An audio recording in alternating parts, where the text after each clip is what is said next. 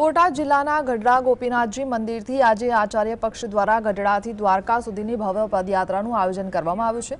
વહેલી સવારે આતશબાજી અને ભગવાનની આરતી સાથે 2500થી વધુ હરિભક્તોએ પદયાત્રાનો પ્રારંભ કર્યો। આચાર્ય પક્ષના નાનાલાલજી શ્રી પુષ્પેન્દ્ર પ્રસાદજી મહારાજ વિશેષ હાજર રહ્યા। સંતો, સાંખ્ય યોગી બહેનો તેમજ મોટી સંખ્યામાં મહિલાઓ પદયાત્રામાં જોડાઈ।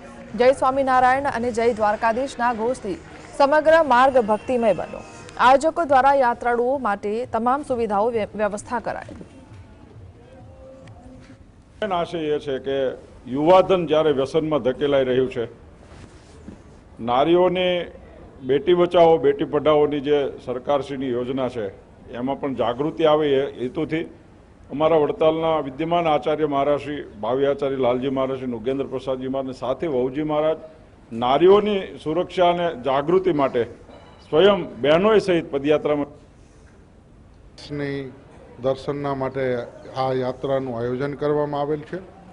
वडताल लक्ष्मीनारायण देवगादीना आचार्य अजेन्द्र प्रसादजी महाराज, पूज्य लालजी श्री नुगेन्द्र प्रसादजी महाराज वगैरे धर्मकुळना सभ्यो आ यात्रानी अंदर पदयात्रामां चालीने जोडायेला छे। स्वामीनारायण संप्रदायना धर्मगुरु अने स्वामीनारायण संप्रदायना संतो ने हरिभक्तो चालीने भगवान स्वामीनारायणनी आज्ञा मुजब आ यात्रा गढ़डाथी द्वारकाधीशना दर्शने जई रही है।